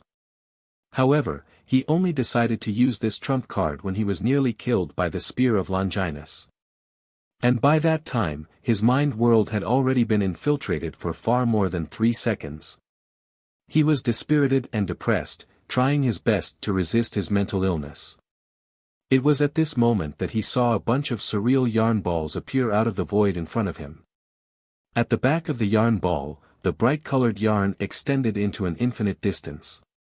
Following this line, Katlia, who was wearing a purple-patterned black robe and a dark-colored hood, walked over from the spirit world and appeared in front of the Saint of Secrets, Bodhi's.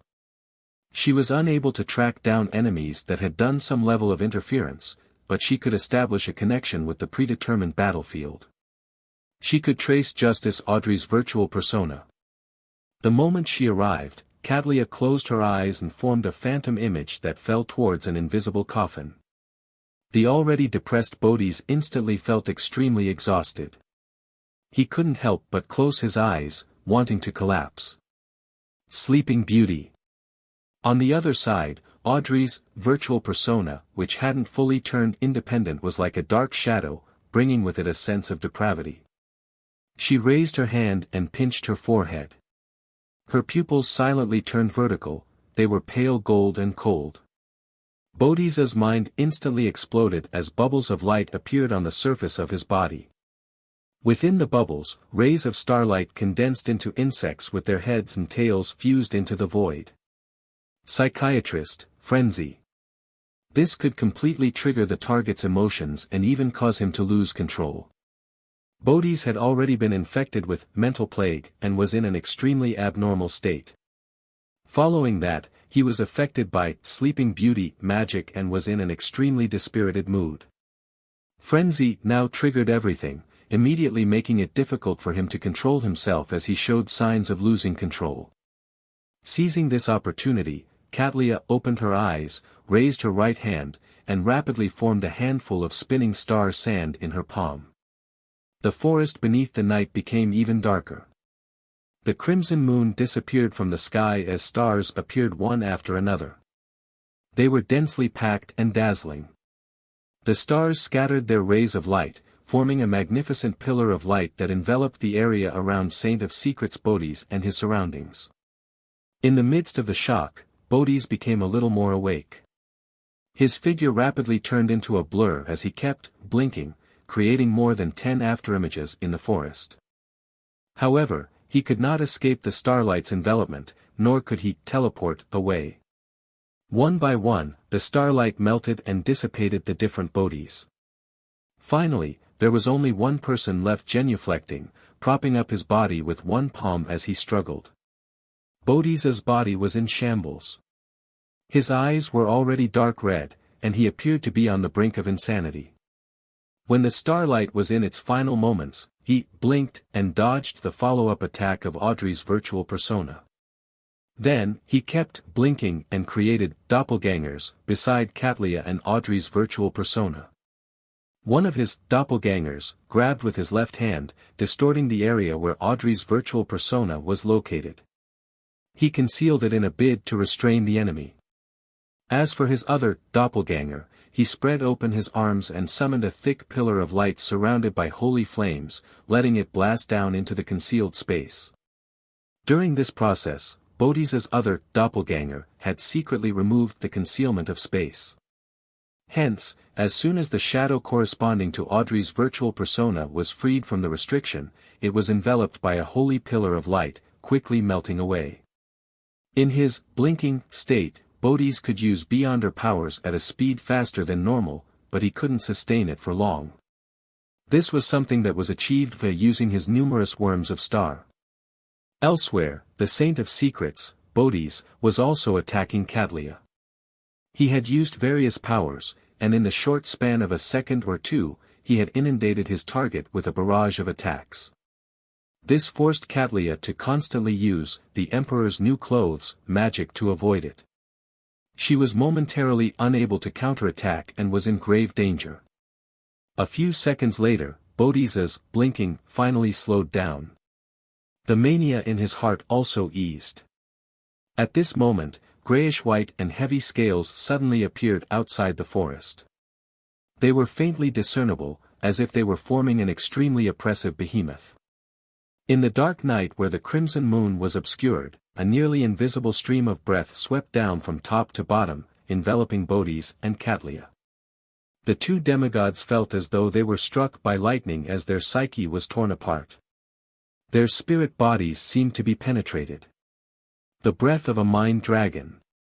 With his mental state already in a terrible state and having used a couple of his trump cards, Bodhisa's mind went blank. As the flashes flashed before his eyes, his body couldn't help but tremble. As for Katlia, she was carrying the moon paper figurine that she had obtained from Furs. This helped her bear the burden of psychic piercing once. Although it was unable to completely eliminate the effects of mind dragon breath, it could help Katlia recover faster. This meant an opportunity in a battle at the demigod level. In just a second or two, Katlia's eyes returned to normal.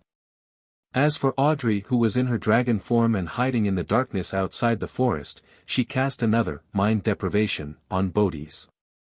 Without any hesitation, Katlia raised her right hand and condensed the terrifying spear that was stained with fresh blood. She threw it at the Saint of Secrets, Bodhis. This time, Bodhis could no longer dodge or resolve the situation. His chest was pierced through by the spear of Longinus. His body stiffened for a moment before it rapidly collapsed, turning into countless dazzling worms of star. Some of these worms of star vanished directly, while others devoured each other. Some of them fused into a distant spot, forming a new Bodhis. There was no longer any rationality left in his eyes. His body was continuously collapsing, revealing an incomplete and extremely weak mythical creature form. At this moment, an illusory door appeared beside him. It was grayish-blue that had 7 brass locks. The illusory door quickly opened as it spat out a 3-layered jewelry box embedded with various gems. The box of the great old ones which had been exiled had returned. With a crazed look in his eyes, Bodhis caught the box, revealing a cruel and bloodthirsty smile as he tried to open it. The third level. Chapter 1199 Inauspicious box. Towards the return of Bodhisa's Grade 0 sealed artifact or the restoration of its normal condition, the hermit Katlia and Justice Audrey had made a preliminary plan. After all, they weren't confident at killing a demigod in such a short period of time. If not for the fact that Bodhis had fallen into a trap having suffered the lethal blows of mental plague, sleeping beauty, and frenzy, and putting him into a crazy and incoherent state, he actually had many opportunities to teleport away without being stopped.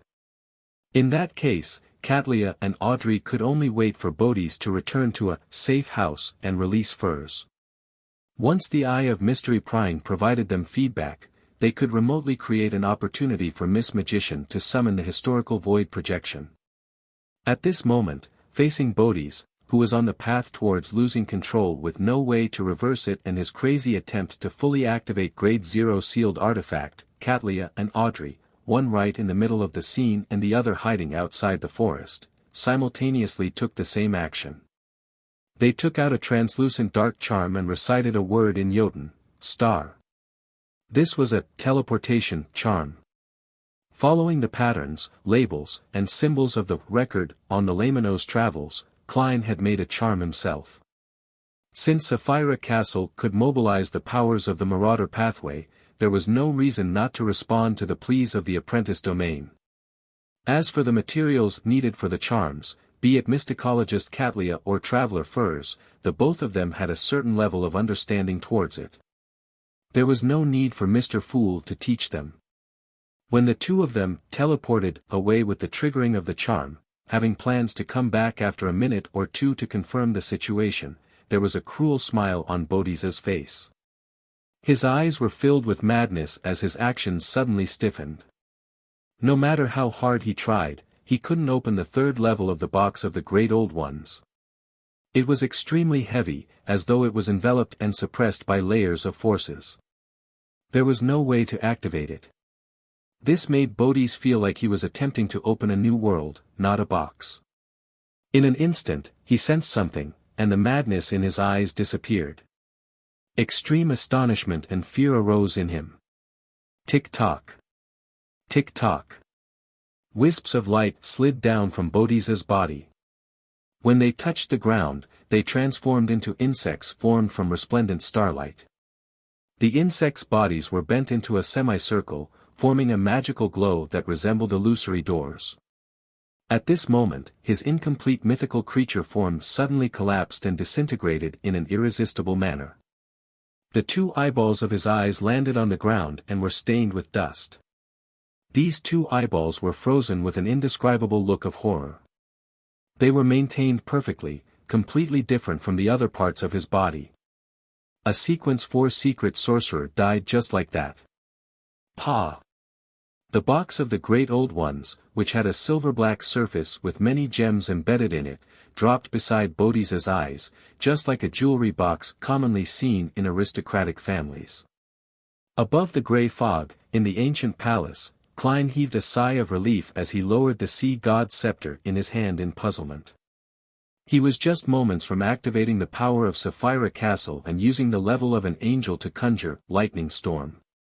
He wanted to prevent Bodhis from opening the third level of the box of the Great Old Ones, but the Saint of Secrets' mutually destructive counterattack had failed to succeed. He encountered an unexpected failure from the very beginning.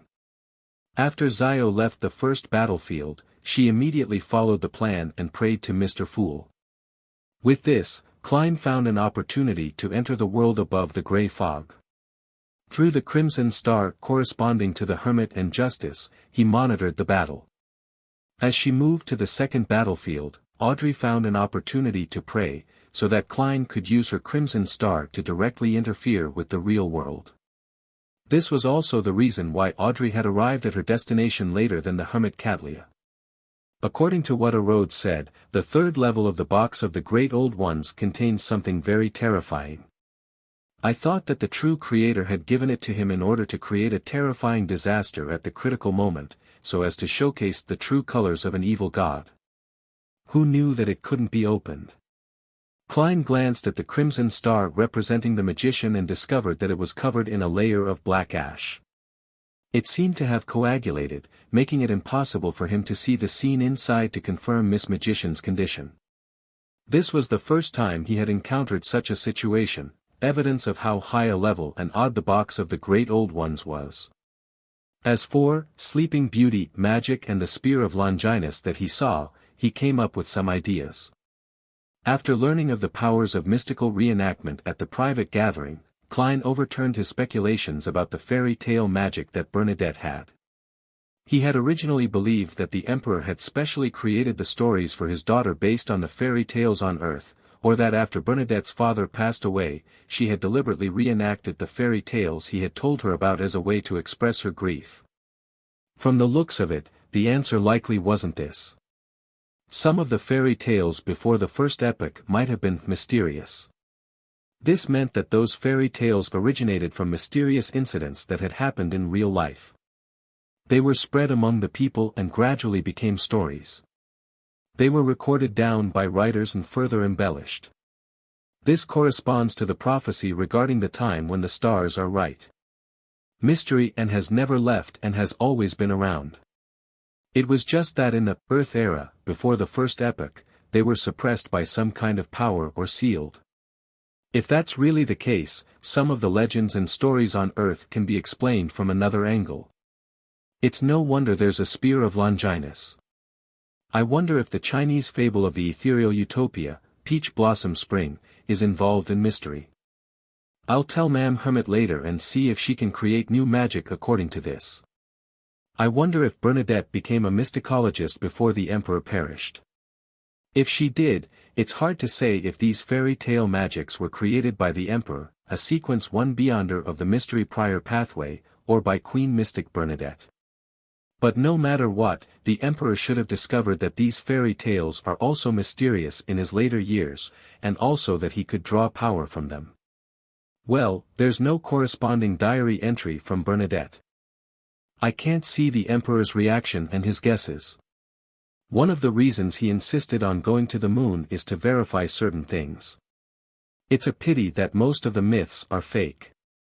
There's no way to draw on their power. The novels of the internet era are the same. Klein sighed slightly as he leaned back into his chair and continued paying attention to the battlefield. In the collapsed forest, the hermit Catlia and Justice Audrey faced the abnormal changes suffered by Bodhis and tacitly gave up injecting their spirituality to use the charms. Despite maintaining her dragon transformation state, Audrey was still hiding in the darkness outside the forest, wary of any accidents or official demigods who might have sensed the commotion and come to investigate. As for the hermit Catlia, she was pushed to the spot where Bodhis had died by the wind.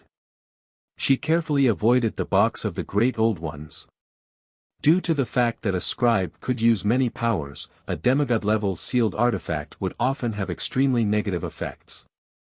Apart from the box of the Great Old Ones, Bodhis only left behind a black pocket which seemed to be part of his robe. Also, there was also the gathered beyonder characteristic, 2 eyeballs, and about 10 worms of star. Most of the worms of star had been destroyed. Considering the horror displayed by the box of the Great Old Ones, as well as the fact that Bodhis was a high-ranking member of the Aurora Order and could be blessed by a god, Catlia didn't rashly pick up the items. She was afraid that an accident would happen, causing the situation to develop negatively. Previously, during the private gatherings, they had communicated with each other on how to handle such situations. That was, if they had the time and opportunity, they would first sacrifice the item to Mr. Fool and then distribute it above the grey fog. After all, many items might bring about unknown dangers if they were to come into contact with items with unknown negative effects. And there was a high probability that Bodhis had a Grade 0 sealed artifact. Sometimes, merely knowing the existence of a sealed artifact of this level was enough to cause a sudden death. According to what the Star Leonard had said, it was best not to come into contact with such sealed artifacts. It was best not to ask, describe, or pry into it. Only a true high-level existence could suppress them. Without any hesitation, Catlia took out silver candles and other ritual items from the various hidden pockets of her purple-patterned black robe. She then set up a simple sacrificial ritual. During this process, she pinched her lips, whistled, and created an invisible servant helper.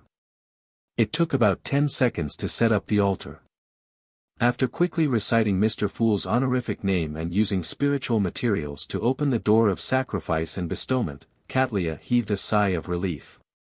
She got the invisible servant to move the box of the Great Old Ones, the black pocket, 2 eyeballs, the gathered beyonder characteristic, and the 9 worms of star over to the altar. With a whoosh, the items flew up and passed through the illusory door. When Catlia saw this, she immediately pinched her lower lip with her thumb and index finger, preparing to whistle once again to dispel the invisible servant. But amidst the whistling, the servant remained motionless, as though it had nothing to do with Catlia. The hermit Catlia's eyelids twitched as she clenched her right hand into a fist and pushed it to her mouth, preparing to use the horn of magic. At that moment, a blazing silvery white appeared out of nowhere at the altar. Layers of bolts of lightning formed a destructive storm that enveloped the invisible servant in the middle. All of this quickly calmed down as the mutated servant was completely destroyed. Cadlia exhaled and lowered her head, sincerely thanking Mr. Fool. Then, she followed the ritual's ending procedure and packed her belongings. She used the Snow White magic, which was closer to a prophecy technique, to clear the scene of its traces. And at this moment, Audrey had already used the teleportation charm from before and left the scene. Cadlia looked around, and considering that Mr. Fool might need something more ritualistic, she took out a card from her pocket and threw it in the middle of the collapsing forest. The card was half inserted into the soil, revealing the image of an old man holding a glass lamp and staff as he explored alone, the hermit of the tarot cards. Chapter 1200 Randomness. After a while, the space in the collapsed forest suddenly tore apart, revealing an illusory yet mysterious door. The door opened silently, and a handsome man with black hair and golden eyes walked out. He was dressed in a well-ironed suit, looking mature and elegant. Before he could examine the scene, he heard a loud boom. He could feel a violent storm blowing towards him, and he saw a middle-aged man with an imposing aura appear in front of him. The middle-aged man had rather obvious large earlobes. His hair was dark blue and thick, and there seemed to be countless bolts of lightning hidden in his eyes. He was the cardinal of the Church of the Lord of Storms, Archbishop of the Backlund Diocese, Deep Blue Officiant Randall Valentinus. The clergyman in the black robe that was embroidered with storm symbols looked around and cast his gaze at the golden-eyed man. He asked in a thunderous voice, "Celt, what happened here?" Celt, the golden-eyed man, shook his head. "I just arrived too." Just as he said that, a mountain-like nearly transparent spirit body appeared in the void and placed a figure in midair. The figure was dressed in a long black, red-patterned bishop robe. His eyes were deep and he didn't have a beard. He was the person in charge of the Backlund Diocese of the Church of Evernight, Anthony Stevenson. After the gigantic spirit body completed its mission, it immediately shrunk and entered St. Anthony's mouth. At the same time, black long hair covered his face, and a translucent, drifting spirit appeared behind Anthony. It held onto his shoulder, preventing him from falling. In the next second, a turbulent flow of air rushed over from the Backlund city and pushed a figure towards this area at high speeds. Soon, the figure came to a stop. It was an old man dressed in a white priest robe and a clergyman's cap. He had a kind and gentle face. The air that was spewed out from the elder's back vanished as the black tube that was shimmering with metallic light retreated back into his body. This was the Archbishop of the Church of the God of Steam and Machinery's Backlund Diocese. He was a member of the Divine Council, Horamic Haydn. He strangely stopped in midair and looked around. Although the battle here isn't too intense, it's definitely at the saint level. Also, the remnant polluted aura is simply, as they spoke, the four demigods looked down at the middle of the collapsed forest. There was a tarot card depicting an old man holding a staff and a glass lamp. The Hermit card. Randall Valentinus, Celt, Anthony, and Horamic instantly fell silent as no one spoke for a moment. Above the grey fog, in the ancient palace, Klein was frowning as he looked at the box of the Great Old Ones in front of him. The moment this Grade 0 sealed artifact was sacrificed, the entire Sapphira castle began to stir, as if it had been brought to boiling point. A massive amount of power was automatically activated, forming a torrent that appeared like steam as it completely drowned out the box of the Great Old Ones and wrapped around it tightly. At this moment, the silver-black jewelry box that was embedded with gems seemed to become an insect in amber. There was no room for any movement. Previously, Sapphira Castle was triggered when I spied on the true gods or kings of angels and when I was injured. This is the first time it has experienced such changes due to an item from external sources. Klein couldn't help but raise his right hand to wipe away the non-existent sweat. Frankly speaking, he was still a little afraid. He felt that he had been a little carried away after gaining initial control of Sapphira Castle. In the past, he didn't dare let a grade 0 sealed artifact enter this place. And this time, because it didn't involve a uniqueness, and with how he had improved compared to the past, this gave him the thought of making an attempt. Thankfully, it's under control. In the future, I'll have to tell Ma'am Hermit and the others that they can't pick up anything and sacrifice it to me. I'm not a rag-and-bone man. After muttering a few words, he began inspecting the box of the Great Old Ones. He remembered that Miss Magician was still inside the sealed artifact, so he planned on figuring out the situation of the box of the Great Old Ones as soon as possible so as to prevent the bait from dying due to wasting time. This sealed artifact's level is very high. Rhodes's understanding of it is rather limited. I'll still have to do it myself. From the looks of it, as long as I don't attempt to divine what the third level is or attempt to seek out the source of the power, the danger is acceptable or even non-existent. Klein made a preliminary assessment based on his spiritual intuition. Immediately following that, he conjured a pen and paper and began doing a divination. After an unknown period of time, he finally opened his eyes and muttered silently, "The first level can allow the interior space to switch locations with the target's area and miniaturize the corresponding scene, turning objects into toys. This is an ability that can barely be made use of. The living beings that have been turned into toys must be released within 24 hours. Otherwise, they will be permanently converted. Even their spirit bodies will never enjoy an eternal rest. It's very easy to release them. As long as a specific region is chosen, one so small that it's almost devoid of any living creatures, swapping it with the interior space will do. There is a limit to the scope of this ability. It reaches its limit with a city the size of Backlund. Why did I use Backlund as an example? The second level records different scenes. There are the Abyss, Cosmos, and all sorts of places. It allows the wielder and the living beings within a certain range to directly move to the target area. This problem is it's random.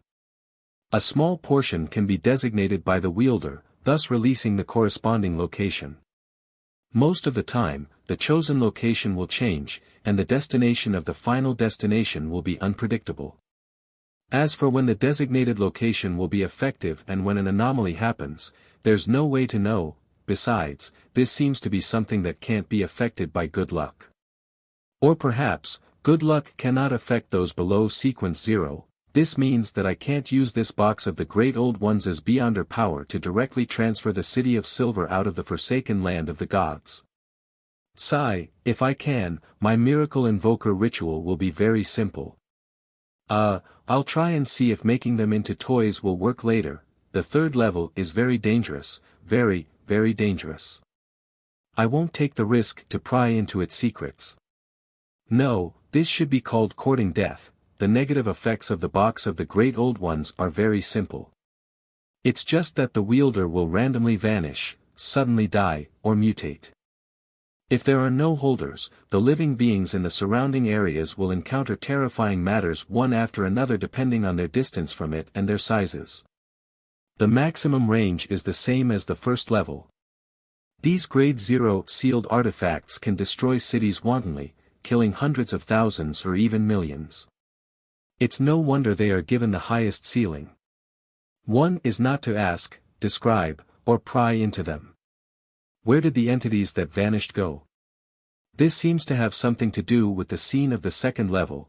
The reason why the Saint of Secrets dares to move around with this sealed artifact is because he had the blessings of the Angel of Fate Ouroboros. He can reduce the negative effects to a minimum, but even so, he didn't dare to hold on to it for too long because the blessings would wear off.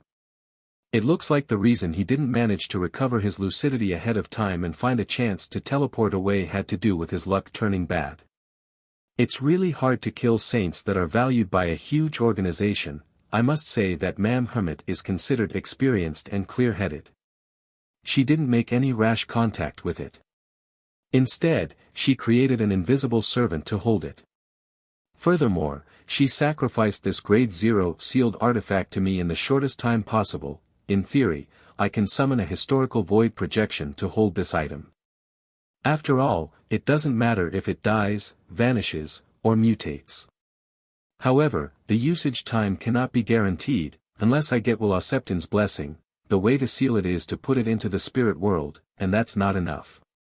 It has to be a space that has been distorted and hidden in the spirit world.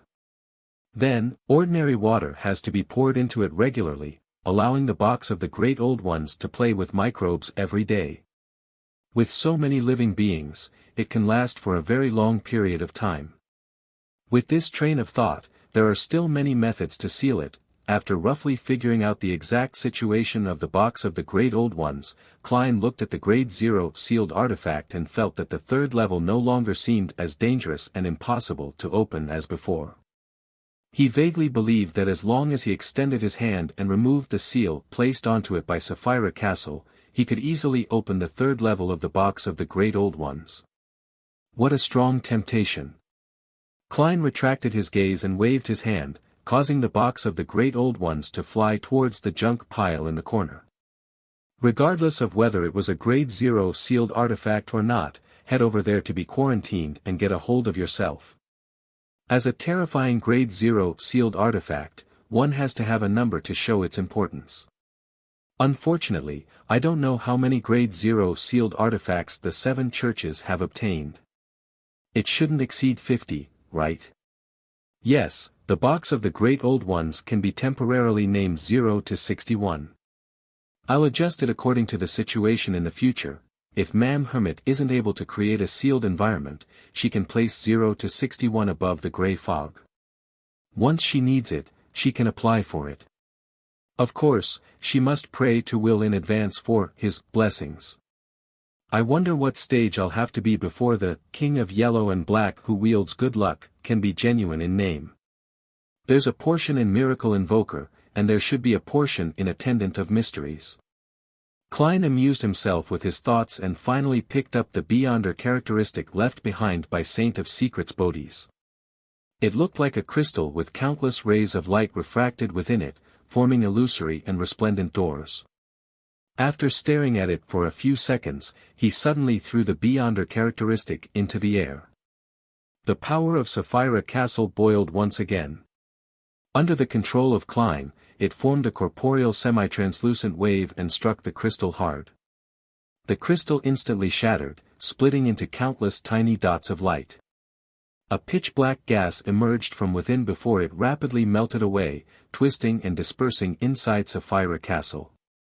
Under the law of convergence of Beyonder characteristics, those tiny dots of light slowly gathered together, and in nearly a minute, they reformed into the magnificent and dreamy crystal-like appearance from before, and landed in the palm of Klein's hand. The contamination inside was cleared.